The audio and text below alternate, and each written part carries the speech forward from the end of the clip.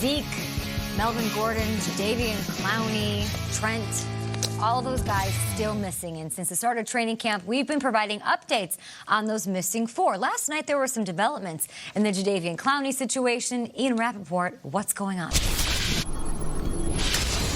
Week 3 of the preseason is come and gone, and Jadeveon Clowney, the Houston Texans star pass rusher, has not yet signed his franchise tag and showed up with the team.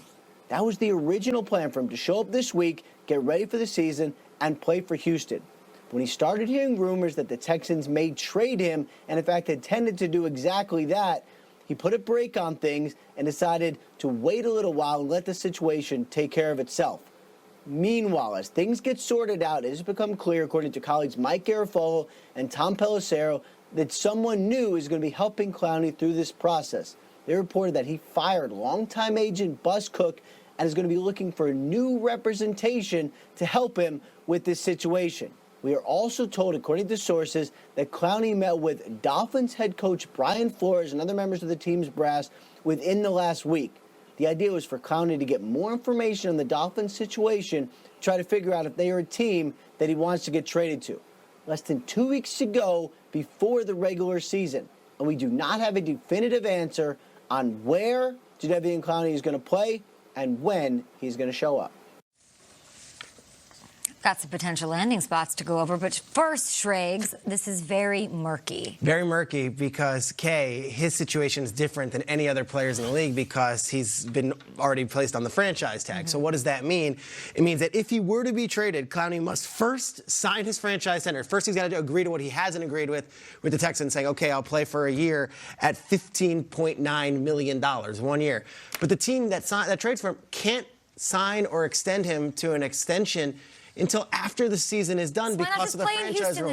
Why not play in Houston this year? Well, he was thinking about possibly coming back, but according to Ian's report, he learns that they were thinking about trading him, so now he says, I'm not coming to camp.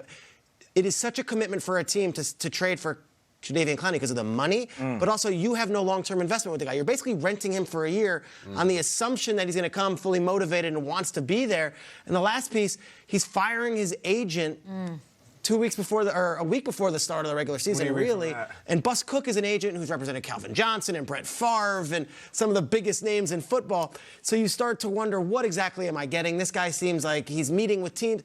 It's a very murky situation, and yet a really good football player. But there are a lot of different irregularities with this one as opposed to a Trent Williams or a Melvin Gordon who are just on contract.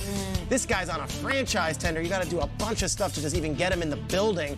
And even then, you can't assure yourself more than 6 months with him. If I'm a Texans fan, I'm frustrated. I'm saying, how did we get here? Because here's the facts. Deshaun Watson hasn't been paid yet. We're kind of feeling like we're in the window. DeAndre's been extended. We have a ton of cap space. In fact, the second most in the whole league. We don't have a GM. So what are we doing here in a year we think we have big aspirations that one of our best players may be leaving, maybe staying? I don't know. Like, what is the answer to those fans? How did this happen? Yeah, well, you fire your GM in June, and one of the reasons that they thought that might have happened was because this deal wasn't done. So once Clowney gets the franchise tag, it means that they can no longer extend him to a long-term deal. He didn't want to get the franchise tag, and here we are at this impasse, and there's no general manager anymore because they fired him in June. It's a very, very unique situation. They seem to be pushing to get out of there, though. That's what it seems like it now. All the reports we're hearing, right? According to I mean, 10 teams apparently are involved, but I haven't seen one land him yet. To your point, setting this up, if he does sign that and go somewhere else on a trade, he's in the same situation because he wants a long-term deal because something can happen in a split time. He can go out there, snap his leg, tear ACL, and now a team is sitting back saying, listen, we signed you in the franchise, but there's no way we're going to give you a long-term deal because you're banged up. Or maybe he doesn't have an amazing season.